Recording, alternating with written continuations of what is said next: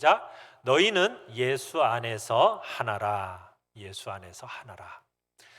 우리가 갈라디아서를 이렇게 말씀을 강의하면서 율법에 대한 이야기를 계속하고 있죠. 우리가 유대적인 배경에서 살고 있지 않기 때문에 우리가 율법이라는 이야기를 할 때 이 율법이라는 게 우리말로 무엇에 해당할까 좀 이게 우리의 마음속에 확 다가오지는 않습니다. 그런데 우리가 로마서를 읽어보면요, 유대인들에게는 기록된 율법을 주시고 이방인인 우리에게는 하나님께서 마음에 새겨진 율법을 주셨다라는 이야기가 나옵니다. 자, 마음에 새겨진 율법이라는 게 뭘 얘기하는 걸까요? 바로 양심입니다. 양심. 그래서 하나님께서 유대인들에게 하나님이 돌판에 새겨진 율법을 주신 것과 함께 이방인인 우리에게는 우리의 마음에 새겨준 양심이라는 것을 허락하셨다라는 거예요. 자, 그런데 문제는 뭐냐면 사람들이 율법을 지키고 양심을 따라 살면은 마치 내가 그것으로 구원받을 수 있을 것처럼 자꾸 오해하는 데 문제가 있어요. 간혹 주변에서 이렇게 이야기하는 사람들이 있어요. 저는 양심껏 살았어요. 저는 한 점 부끄러움이 없이 저는 제 양심에 충실하게 살았습니다. 이렇게 얘기하는 사람들이 있습니다. 이렇게 얘기하는 사람들은 떳떳하니까 그렇게 자신이 떳떳하니까 그렇게 말할 수 있는지 혹여나 모르겠어요. 그러나 이건 굉장한 오해입니다. 율법과 양심이라는 것은 하나님이 주신 거예요. 그렇기 때문에 악하거나 나쁜 게 아닙니다. 선하고 좋은 것입니다. 그러나 용법이 달라요. 용법이. 자, 우리 오늘 본문 21절을 다시 한번 읽어봅시다. 21절 시작. 그러면 율법이 하나님의 약속들과 반대되는 것이냐? 결코 그럴 수 없느니라. 만일 능히 살게 하는 율법을 주셨더라면 의가 반드시 율법으로 말미암아 쓰리라. 자, 우리가 율법의 행위로 말미암지 않고 무엇으로 말미암아 구원을 받는다고 지금 계속 얘기하고 있죠? 믿음으로 말미암아 구원받는다는 이야기를 계속하고 있어요. 그러다 보니까 이런 의문이 생기는 거예요. 그러면 율법이라는 것은 하나님의 약속과 반대되는 것인가? 그런데 오늘 21절에서 뭐라고 얘기해요? 결코 그럴 수가 없다라는 거죠. 둘 다 하나님이 주신 거라는 거예요. 율법도 하나님이 우리에게 주신 것이고 약속도 하나님이 우리에게 주신 거예요. 그러니까 둘 다 하나님이 주신 귀한 선물이라는 얘기입니다. 근데 문제가 뭐예요? 왜곡기 문제라는 거예요. 왜곡.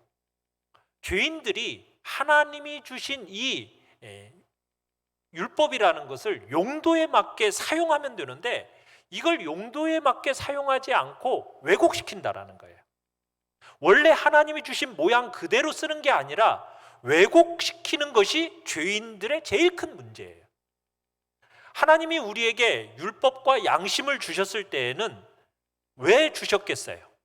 이거 다 선한 거고 귀한 거예요.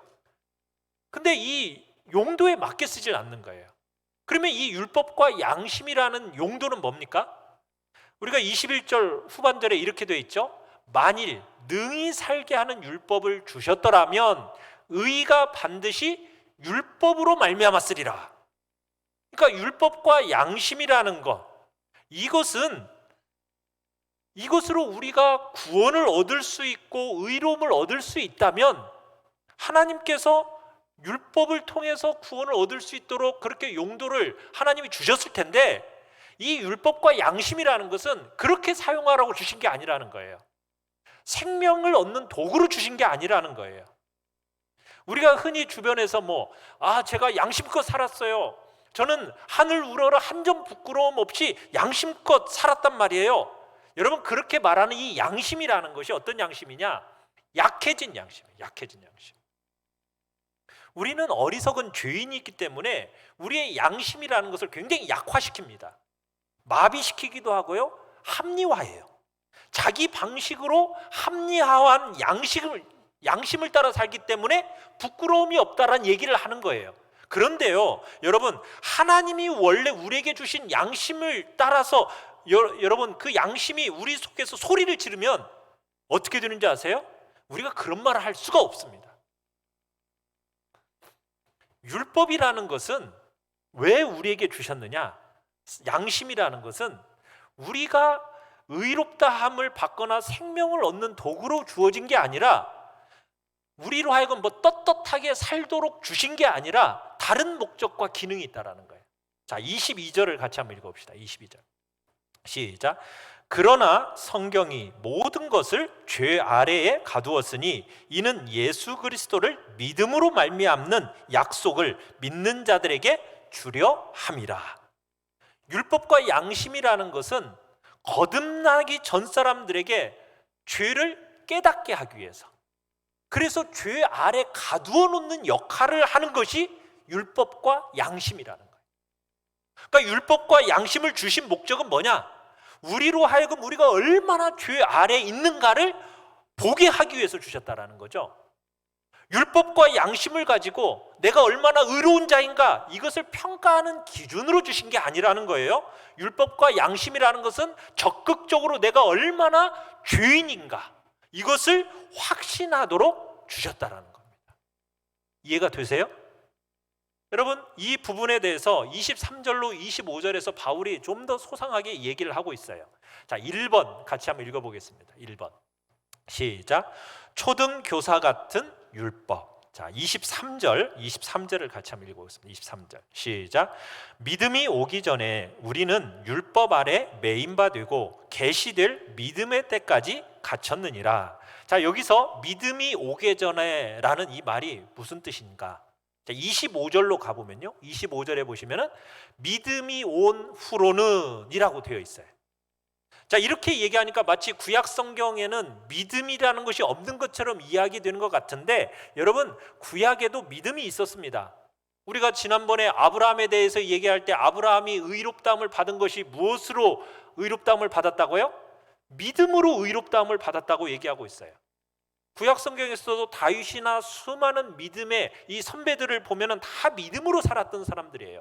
그러니까 구약에도요 믿음이 있었습니다.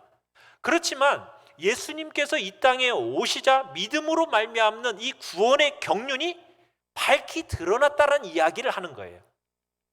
구약에 믿음이 없었다는 얘기를 하는 게 아닙니다.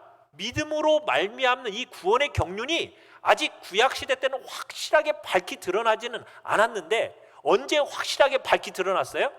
신약 시대에 예수님이 오시고 나서 믿음으로 말미암는 이 구원의 경륜이 밝히 드러났다라는 이야기를 하는 거예요. 그래서 여기서 이 믿음이 오기 전에라는 이 단어를, 이 말을 어떻게 바꿔둘 수 있느냐면 예수께서 오시기 전에 이렇게 바꿀 수가 있는 거예요. 그러니까 믿음이 오기 전에 우리는 율법 아래 매인바 되고 계시된 믿음의 때까지는 갇혀 있었다라는 거죠. 그러니까 율법과 양심에 의해서 믿음으로 말미암아 구원의 때가 오기 전까지, 예수 그리스도께서 이 땅에 오시기 전까지 사람들은 감옥에 갇혀 있었다라는 거예요. 무슨 감옥에? 율법이라는, 양심이라는 감옥에 갇혀 있었어요. 왜 갇혀 있었느냐? 24절 같이 한번 읽어보겠습니다. 시작. 이같이 율법이 우리를 그리스도께로 인도하는 초등교사가 되어 우리로 하여금 믿음으로 말미암아 의롭다함을 얻게 하려 함이라. 자, 율법이 우리를 뭐처럼?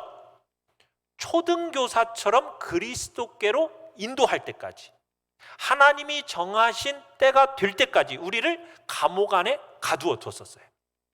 자, 여기서 초등교사라는 단어가 나오는데, 예전에 갈라디아서에서는 이 초등교사를 뭐라고 불렀었는지 혹시 기억하세요? 몽학선생이라는 단어로 이렇게 썼었어요. 근데 이 단어가 몽학선생이 뭐야? 좀 단어 자체가 애매하잖아요. 그래서 조금 우리들이 좀 알아듣기 쉽도록 초등교사라는 단어로 이렇게 바꿔 썼어요, 이제 개역 개정에서는. 그런데 이 초등교사라는 단어가 우리가 아는 무슨 초등학교 교사다, 이 의미와는 전혀 다릅니다. 헬라어로 이 초등교사라는 단어는 파이다 고고스라고 그래요. 파이다 고고스. 그런데 이 단어는 원래 노예를 지칭하는 단어예요. 그런데 보통 노예가 아니에요. 특별한 역할을 담당하는 노예입니다. 이 파이다 고고스라는 노예는 6살에서 16살까지 주인집 아들을 양육하는 특별한 노예 교사를 얘기해요. 그러니까 주인집 도련님을 맡아서 기르는 역할인 거죠. 그런데 이 파이다 고고스는 무슨 학과목이나 지식을 가르치는 교사가 아니에요. 이 사람은 주인집 도련님을 학교까지 데려다주고 데려다 오는 어떤 안전에 대한 역할을 감당할 뿐만 아니라 그 도련님을 예법과 예절을 가르치는 교사였던 거예요. 그래서 이 특별한 사명을 가지고 있어서 그냥 가르치는 것만으로 끝나지 않았어요. 그 예절과 예법에 맞게 제대로 행동하는가, 그것을 감독하는 역할까지 했어요. 그러니까 아주 특별한 거죠. 마치 일종 훈육 담당관이라고 얘기할 수가 있는 거예요. 그런데 이 노예는 주인집 아이가 사람답게 만들어주는 그런 노예였던 거죠. 그게 얼마나 중요한 역할이에요. 만약 이게 사람답지 않게 그냥 잘못된 행동을 할 경우에는 손에 휘초리도 들 수가 있었어요. 그래서 매우 잘못할 경우에는 체벌을 가하기도 할 수 있었던 이 사람이 바로 이 파이다 고고스라는 이 초등교사였던 겁니다. 그래서 당시에 이 아이들이 이 파이다 고고스라는 이 이름만 들으면 공포의 대명사였고 종종 두려움의 대상이었던 거죠. 자, 그런데 무엇이 그와 같은 역할을 했다라고요? 율법이 그와 같은 역할, 율법이. 여러분, 율법이라는 것은 딱 두 가지만 얘기해요. 뭘 얘기하죠? 뭐뭐 해라, 뭐뭐 하지 마라. 두 가지만 얘기해요. 그런데 율법은 그 명령하는 데서만 끝나지 않아요. 뭐까지 얘기해요? 계속 하나 안 하나 감시하는 역할까지 해요. 그러니까 율법의 역할이라는 것은 명령하고 감시하는 역할입니다. 그런데 이 율법이라는 것은 이것을 불행하게도 행할 수 있는 능력을 주지는 못했어요. 못 지키는 사람에 대해서 이해해 주지도 않고 배려해 주지도 않아요. 율법이라는 것은 그저 오직 명령하고 그 명령을 지키나 안 지키나 감시해서 그 사람을 꽁꽁 묶어놓는 역할, 이게 지금 율법의 역할이라는 거죠. 그래서 23절에서 우리는 율법 아래의 메인바디였다, 이런 표현을 쓰는 거예요. 그러니까 율법이라는 것은 죄의 감옥에 우리를 가두어 놓는 교도소장과 같은 역할이고, 어떻게 보면 우리는 재소자고 율법은 우리를 지키는 교도관 같은 역할. 그래서 만약 우리가 잘못한 경우에는 그가 가진 형벌로서 우리를 억압하고 체벌하는 역할, 이게 율법의 역할이었다는 거예요. 자, 그런데 감사한 소식은 뭐예요? 이 파이다 고고스가 몇 살까지? 16살까지만이라는 거예요. 16살이 지나면은 초등교사의 이 손길을 벗어나게 되는 거예요. 그러면서 스스로 자유를 누리는 성인이 된다는 얘기입니다. 이 초등교사가 그 아이의 인생에 내내 간섭하고 통제할 수 있는 게 아니라는 거예요. 시한이 있다라는 거죠. 시한이라는 게 몇 살까지요? 16살까지예요. 무한정 내 인생에 간섭할 수 있는 게 아니라는 거예요. 못한다라는 거예요. 그래서 바울의 선언은 이거예요. 초등교사 노릇을 하면서 우리를 억제해왔던 이 율법이라는 것이 요즘 말로 말하면 유통기한이 있다라는 거죠. 율법이 우리를 그 아래에 얽어매는 그 유통기간이 있다라는 거예요. 감시를 받는 기간이 있다라는 거예요. 그게 언제까지라고요? 믿음의 때까지, 이렇게 표현하고 있죠. 믿음의 때까지. 그러니까 율법의 시한은 언제까지라는 얘기예요. 믿음의 때까지라는 게 뭐라고 얘기했어요? 그리스도가 오시기까지, 그리스도가 올 때까지만 율법이 그런 일을 행했다는 거예요. 자, 그리스도에 대한 믿음의 시대가 등장하면은 즉각적으로 율법의 역할은 어떻게 된다고요? 끝나는 거예요. 하나님의 때가 오기 전까지 사람들을 율법 아래 가두어 뒀다가 예수님이 오시면은 사람들을 그분께로 데리고 가는 역할을 하는 것이 율법의 역할인 거죠. 그러니까 율법의 기능이라는 것은 사람들이 자기 죄를 깨닫고 중보자가 필요하다라는 그 필요성을 알게 하고, 그리고 하나님의 약속이 딱 주어졌을 때 그 약속을 믿을 수 있도록 하는 역할, 이게 율법의 역할이라는 거예요. 그러니까 율법과 양심이라는 것은 하나님의 약속이 얼마나 필요한지를 인식시키는 기능인 겁니다. 약속이 꼭 필요하다는 사실을 확인시켜주는 역할, 그게 바로 율법의 역할이요 양심의 역할이라는 거죠. 그래서 25절에 선언을 해요. 25절 같이 한번 읽어보겠습니다. 시작.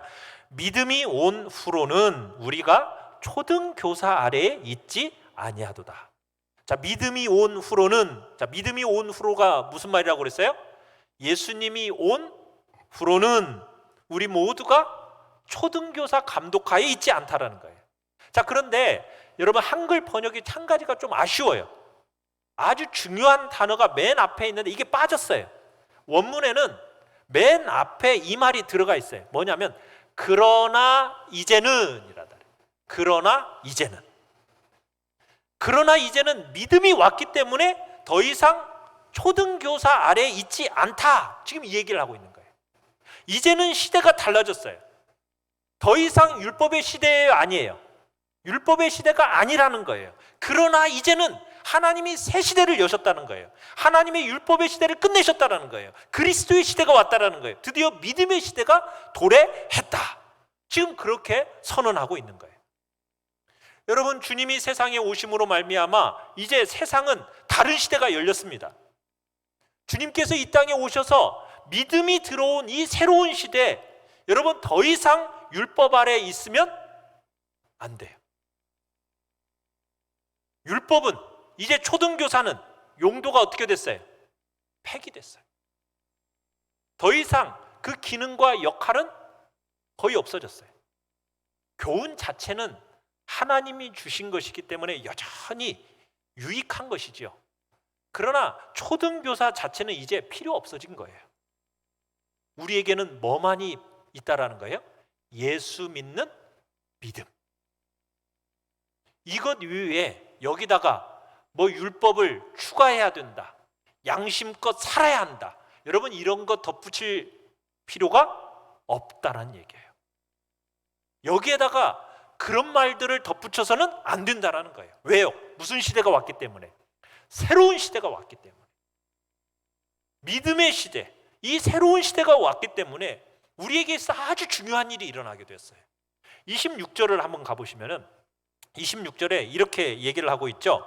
너희가 다 믿음으로 말미암아 그리스도 예수 안에서 뭐가 되었대요? 하나님의 아들이 되었다. 이게 하나님의 아들이 되었다는 얘기는 뭐냐면 우리는 더 이상 초등교사의 규제 아래에 놓여 있는 어떤 작은 자가 아니라는 얘기예요. 이제는 어떤 아들이 됐냐? 장성한 아들로서 그 지위와 특권을 누리는 하나님의 자녀가 되었다. 그러니 너희는 영광스러운 왕국의 상속자가 된 거다. 지금 그 얘기를 하고 있는 겁니다. 여러분, 이 주제는 아주 중요한 주제이기 때문에 다음 주에 아주 특별히 따로 떼서 말씀을 드리고, 자, 그 다음에 우리에게 예수 믿을 때 어떤 일이 일어나는가? 자, 2번을 같이 한번 읽어보겠습니다. 2번 시작. 예수를 옷 입습니다. 자, 27절입니다. 시작. 누구든지 그리스도와 합하기 위하여 세례를 받은 자는 그리스도로 옷 입었느니라. 자, 사랑하는 성도 여러분, 여러분이 예수님을 믿으면은 실제로 거듭납니다. 의롭다 여김을 받습니다. 그리고 또 다른 일이 일어나죠. 어떤 일이 일어난다고 얘기하고 있어요? 예수 그리스도와 연합하게 된다. 이런 얘기하고 있어요. 여러분, 예수와 우리 사이에 일어난 연합을 상징적으로 보여주는 행위가 뭐라고 적혀 있죠? 세례라고 얘기했어요. 세례. 여러분, 뭐 세례 예식을 통해서 생명을 얻는다라는 얘기를 하는 게 아닙니다. 우리는 구원은 믿음으로 받는 거예요. 어떤 의식을 통해서, 예식을 통해서 구원받는 건 아니에요. 그러나 교회가 뭐 세례를 받지 않으면 뭐 구원 받지 못한다, 우리는 그렇게 가르치지는 않습니다. 그러나 세례라는 게 뭐냐? 세례라는 것은 우리가 예수님과 연합했다라는, 여러분, 외적인, 중요한 외적인 표현입니다. 예수님을 구주로 믿고 바른 신앙 안에 서 있다라는 공적인 표시, 그게 뭐라고요? 세례예요. 세례. 세례라는 것은 온 회중 앞에서 자기의 신앙을 고백하는 복되고 귀한 시간이에요. 그래서 이 세례는 필요한 거예요. 그리고 세례를 받아야 돼요. 우리가 추수감사주일 날 세례식이 있다고 지금 얘기했는데, 여러분, 세례를 받아야 되는 거예요. 이건 예수님으로 말미암아 시작된 성례입니다. 세례는 물로 행해지는 것이고 성부와 성자와 성령의 이름으로 거행되어지는 예식입니다. 자, 그런데 이 세례 안에는 두 가지 상징적인 의미가 있어요. 첫 번째는 뭐예요? 물이라는 것이 우리를 깨끗하게 씻어주듯이 세례는 예수 그리스도의 보혈로 말미암아 우리의 모든 죄와 허물을 깨끗하게 씻어서 정결케 해주신다라는 의미가 그 속에 들어 있습니다. 우리의 죄가 삼위 하나님의 그 공로로 덮이고 가려진다라는 그 씻음의 상징이 바로 세례 속에 있는 거예요. 또 두 번째, 세례에는 어떤 상징이 있느냐? 삼위 하나님 속으로 연합하여 들어간다라는 상징적인 의미가 있습니다. 그러니까 삼위 하나님과 친교하는 그 친교 속으로 들어간다라는 거예요. 그래서 연합과 교통이 일어난다라는 그 의미가 바로 세례 속에 들어있는 거예요. 그래서 우리가 예수를 믿고 다 세례를 받을 때 우리가 예수님과 연합하게 되어지고, 그리고 뭐라고 또 얘기하고 있어요? 27절에서요. 그리스도로 옷 입었느니라 이렇게 얘기하고 있죠. 예수를 옷 입게 된다라는 거예요. 요즘은 그런 일이 없지만은 로마 시대에는 이 초등교사를 벗어나서 성년이 되잖아요. 그러면 성인식을 했어요. 성인식. 이 성인식을 할 때 어떤 의식이 있었냐면 옷을 바꿔 입는 의식이 있었습니다. 옷을 바꿔 입는 의식. 더 이상 어린 시절의 옷이 아닌 장년에게 합당한 옷을 입는 거예요. 지금 이와 같이 우리가 예수를 믿는다는 것은 율법의 그 초등교사를 벗어나서 이제 떠나서 성인식에서 옷을 입는 것처럼 무엇을 입는다? 내가 예수를 옷 입는다는 거예요. 예수를 옷 입는 거. 우리가 예수를 믿으면 예수를 옷 입게 됩니다. 여러분, 예수를 옷 입는다는 말의 의미가 뭘까요? 우리 속은 똑같잖아요. 그죠? 속은 똑같아요. 그런데 예수를 옷 입으니까 하나님이 우리를 보실 때 어떻게 보시겠어요? 예수를 보는 것과 똑같은 방식으로 우리를 보시는 거예요. 하나님은 예수님께서 한 일에 근거해서 우리를 바라보고 대하신다는 거예요. 여전히 우리 죄 좋아하잖아요. 그죠? 성도가 된 후에도 여전히 우리는 죄를 좋아하는 경향성이 아직 남아 있어요. 속은 아직 그대로예요. 그런데 겉은 뭐라고 해요? 예수로 옷을 딱 입어버렸어요. 그러니까 하나님이 우리를 대하실 때에는 우리의 속을 보고 대하시는 것이 아니라 우리의 예수로 옷 입은 그 옷을 보고 대하시는 거예요. 예수님께서 하신 행위와 그분의 공로를 바라보시면서 우리를 뭐라고 여겨주시는 거예요? 의롭다 여겨주시는 거예요. 내 속이 의로워서가 아니라 내 겉이 예수의 옷으로 입었기 때문에 그의 공로를 보고 의롭다 여겨주시는 거예요. 그러면서 예수를 옷 입을 때 동시에 무엇도 입게 되느냐? 그분의 신분과 지위도 입는 거예요. 예수의 신분, 예수의 지위, 그것도 우리가 동일하게 입는 거예요. 종교적으로 형식적으로 우리가 하나님 앞에 나가는 게 아닙니다. 우리는 예수의 신분과 예수의 지위를 상속받아서 그 신분과 지위로 하나님 앞에 나아가는 거예요. 그러면은 하나님이 우리를 어떻게 대우해 주세요? 예수님을 대우하는 것처럼 나를 대우해 주시는 거예요. 예수의 옷을 입었기 때문에. 여러분, 이게 우리가 받은 놀라운 참 축복입니다. 우리는 더 이상 초등교사 아래에 있지 않아요. 이제는 성인 대접 받는 거예요. 성인 대접. 예수의 옷을 입고 예수와 같은 대접을 받는 게 우리의 지위요 신분입니다. 이해가 되세요? 믿으십니까? 이게 여러분 예수님을 믿는 제일 중요한 영광 중에 하나예요. 여러분, 우리가 이 땅을 살면서 예수님을 믿는다라는 것은 예수의 옷을 입었기 때문에 예수의 지위와 예수의 신분을 가지고 우리는 이 땅을 살아가는 존재요. 하나님 앞에도 그래서 당당하게 나아가서 그분과 교제할 수 있게 된 거예요. 예수를 옷 입는 순간부터 우리는 영원한 존영과 존귀를 옷 입게 된 거라는 거예요. 여러분, 이 믿음으로 우리가 바르게 누리고 여러분 그렇게 고백되고 경험되면서 살아가는 거예요. 그렇게 살아가는 사람들은 이 땅의 것에 연연해야 하지 않죠. 그렇지 않겠어요? 여러분, 세상을 이기는 방법이라는 것은 다른 방법이 없어요. 내가 받은 구원의 의미를 여러분 깊이 깨닫고 그 의미를 내 마음속에 여러분 진짜 고백해 나가면은 세상을 넉넉히 이길 수 있는 겁니다. 내가 어떤 존재인가? 주님을 옷 입은 존재, 주님이 주신 옷을 입음으로써, 그리고 내 속에 이제 새로운 술, 성령이 내 안에 부어진 바 되어졌고, 그로 말미암아 영광과 존영이 어떤 것인지 우리가 이제 알게 된 거예요. 거룩과 섬결함을 더 원하게 되었고, 세상이 말하는 그 명예와 돈에 대해서는 이제는 상대화되어지고, 그건 그저 내가 잘 쓰려고만 하는 거지 그게 내 목표가 될 수 없는 거죠. 왜? 내가 어떤 존재인데, 내 정체성이 뭔데, 내게 그저 하나님이 덤으로 주시면 내가 그거 잘 사용하는 거고, 내가 그 명예와 부를 붙들고 살 게 아니죠. 그거 자랑할 게 아니죠. 내가 어떤 존재인데요? 예수님을 믿음으로 말미암아 나는 예수라는 옷을 입은 예수의 지위와 신분을 상속받은 그런 존재가 되었기 때문입니다. 여러분, 이 갈라디아서를 받았던 이 초대교회 성도들의 대부분은요, 노예였어요. 노예. 그래서 그들은 세상에서 노예였어요. 종이었어요. 그렇지만 이들은요, 내가 예수님을 믿음으로 말미암아 예수님을 옷 입는 영광이라는 것이 무엇인지를 알게 되었어요. 그래서 그때부터 이 사람들은요, 더 이상 이전과 같은 종이 아니었던 거예요. 굉장히 세상을 향해서 당당하게, 자신의 주인들에 대해서 당당한 모습으로 서게 된 거예요. 그러니까 뭐 그 사람들에게 눈치 보면서 아첨하면서 그렇게 살려고 하질 않죠. 왜? 예수 그리스도의 그 옷으로 존영을 입어버렸기 때문에. 진정한 주인이 세상의 부요고 자유와 신분과 지위를 다 가지고 있다는 것을 알았기 때문에, 그래서 그 세상 주인 앞에서 당당했던 거예요. 그래서 여러분, 초대교회사를 보면요, 그 당시에 많은 집 주인들이요, 이 노예를 보고 예수를 믿은 거예요. 회심하게 된 거예요.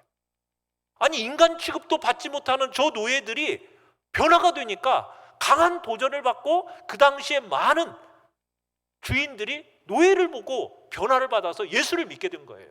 그러면서 나중은 로마가 뒤집어지는 거거든요. 자신의 삶들을 변화를 경험한 거예요. 우리 한국교회는 지난 반세기 동안에 뭐라고 가르쳐 왔냐면, 예수를 잘 믿어서 부자가 돼야 됩니다.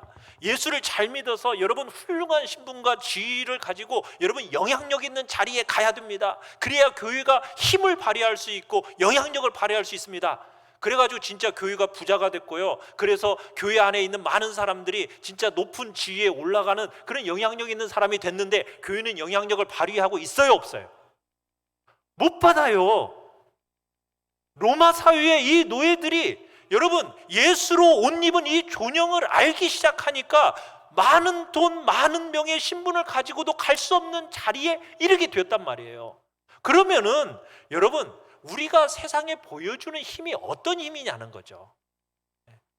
내가 부자가 되어서 높은 자리에 올라가야만이 내가 영향력을 끼칠 수 있는 존재가 되는 게 아니라, 내가 어떤 존재인지 그 정체성을 제대로 알아야죠. 내가 예수님을 믿는다는 의미가 무엇인지를 제대로 알아야죠. 내가 예수로 옷 입었다.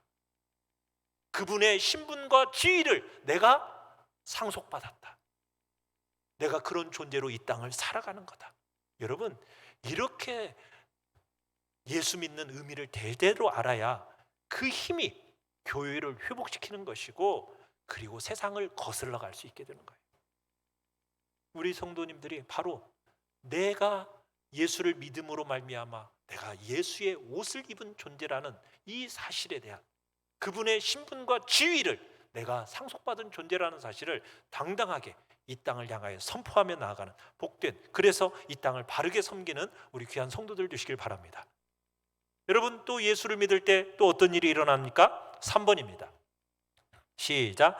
그리스도 안에서 하나가 됩니다. 자, 28절입니다. 28절. 시작. 너희는 유대인이나 헬라인이나 종이나 자유인이나 남자나 여자나 다 그리스도 예수 안에서 하나이니라. 여러분, 이 당시는 참 사도 바울이 지금 우리를 나누는 대표적인 것으로 인종, 지위, 성, 이것에 대해서 지금 얘기하고 있어요. 세 가지에 대해서, 이 세 가지 구분이 고대 사회를 양극화시켰던 것이었거든요.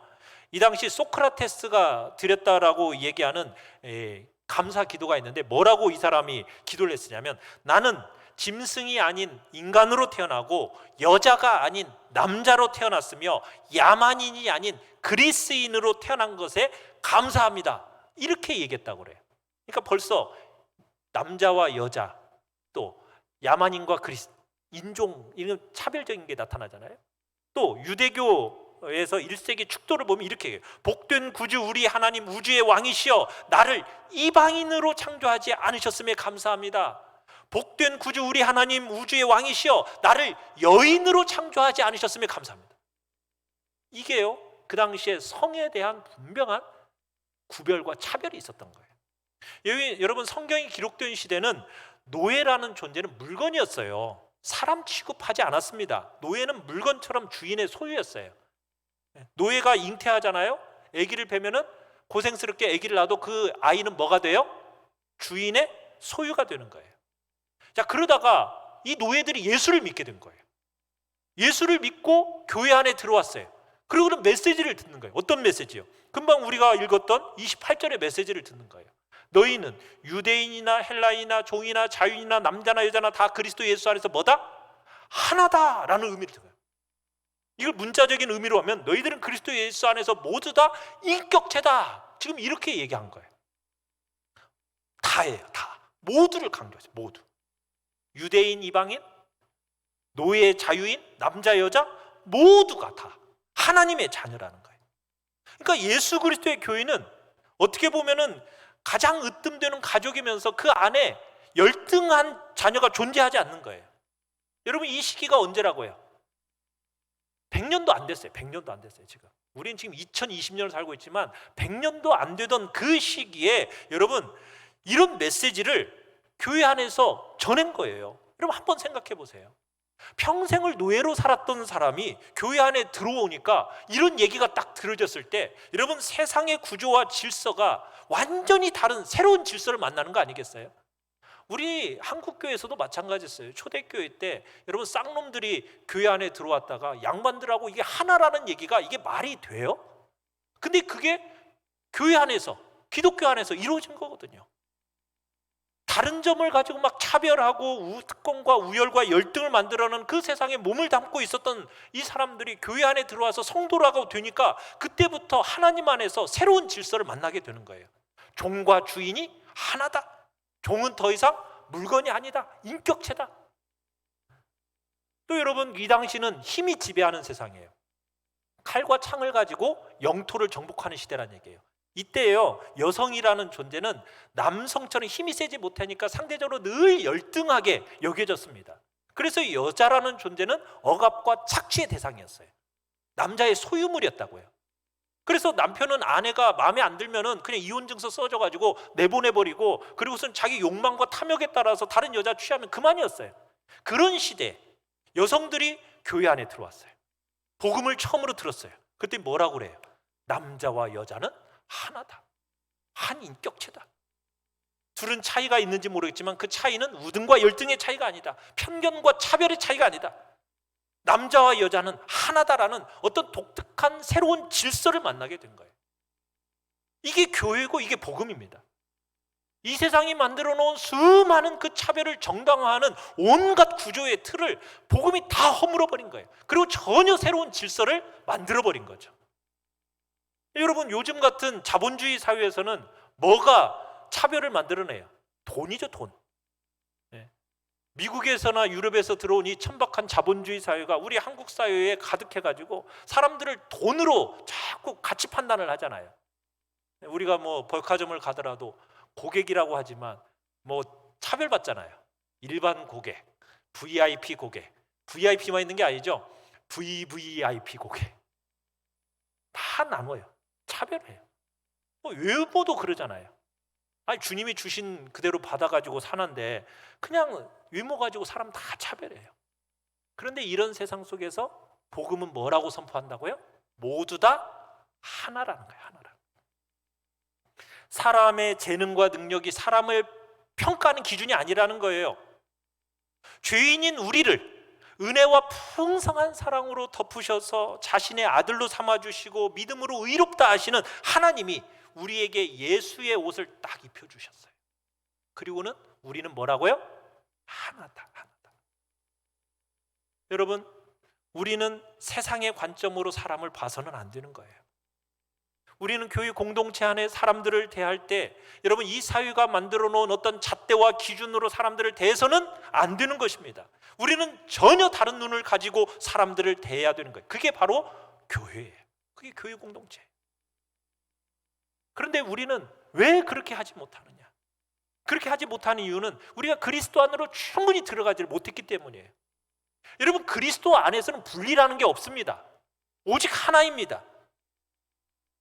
우월의식, 편견, 여러분 심지어 증오라는 것이 여러분 우리의 마음속에 있다라면 우리가 아직 그리스도 안으로 완전히 들어가지 못한 거예요.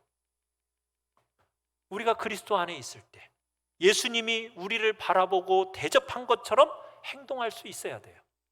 여러분, 예수님은 사마리아 여인을 어떻게 대하셨습니까? 우물가에 있는 사마리아 여인, 그 여인은 어떤 여인이었어요? 가난한 여인이었습니다. 또 도덕적으로도 별로 좋지 않은, 그리고 성은 여자예요, 여자. 여러분, 유대인이었던 예수님이 그녀를 어떻게 대하셨습니까? 그 여인의 삶의 배경 때문에 그녀를 향한 사랑을 멈추고 그녀를 위해 죽는 일을 멈추셨나요? 그러지 않았잖아요. 우리는 그 그리스도의 사랑으로 우리와 다른 사람들을 돕도록 부르심을 받은 것입니다. 그리스도의 사랑이 무엇을 우리로 하여금 행하게 합니까? 먼저 우리가 다른 사람에 대해서 생각하고 말하는 방식을 변화시켜야 돼요. 여러분, 우리 가운데에서는 저 사람들이라는 표현은 사용하지 말아야 됩니다. 뭐라고 해야 돼요? 우리예요, 우리.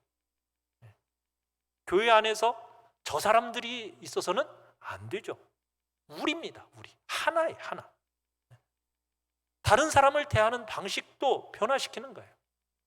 유대인은 이방인을 사랑하게 되는 것이고, 장애인은 신체 건강한 사람하고 우정을 쌓는 것이고, 가난한 사람은 부유한 사람들을 사랑하는 것이고, 여자는 남자를 존경하게 되는 것이고, 인종과 지위와 성, 이것 차이가 우리의 하나됨을 방해해서는 안 돼요. 그것보다는 그리스도 안에 있다라는 것의 의미를 여러분 세상에 보여줘야 되죠. 그게 우리가 이 땅을 살아가는 의미인 거 아니겠습니까? 죄된 본성이라는 것은 자꾸 차별을 만들어내고 편견을 끝없이 만들어내요. 그렇지만 우리는 그걸 알면서도 주님의 복음을 믿는 사람으로서 교회와 사랑하는 지체들을 몸의 한 부분처럼 사랑하는 성도가 되어야 하겠습니다. 온 세상을 한번 보십시오. 세상은 모든 걸 다 갈라놔요, 찢어놔요. 그러나 교회는 연합하는 겁니다. 하나 되는 겁니다. 모든 걸 사용해서 하나 되게 하신 것을 힘써 지켜내는 공동체, 생명의 공동체가 교회입니다. 교회 안에 몸담아 신앙생활하는 우리는 이런 교회를 기대합니다. 그렇다고 뭐 교회 안에 좋은 사람들만 모인 게 아니잖아요. 좋은 사람들이 모인 교회는 없어요. 다 죄인들이 모였죠. 죄인들이 모였는데 어떻게 그런 교회가 있겠어요? 다 우리 허물투성이잖아요. 그렇지만 주님이 우리에게 하신 것처럼 상대의 허물을 나의 것으로 여기고 내 것으로 다른 사람들을 복되게 하고 윤택하게 하는 그런 생명 공동체가 되기를 바랍니다. 세상은 찢어놓아요. 차별과 편견과 학벌과 돈과 재능과 외모를 가지고 막 사람들을 찢어놓아요. 그런 세상 속에서 우리는 연합해야 됩니다. 하나 되어야 됩니다. 존귀한 교회의 아름다움과 존영이 묻어나도록 우리는 해야 하겠습니다. 우리가 이런 교회를 세워서 정말 팍팍한 이 한국 땅에 시원한 물을 흘러내리는 그런 복된 귀한 은혜가 우리 공동체를 통해서 흘러가는 역사가 있기를 간절히 축원합니다. 우리 시간 같이 찬양합시다.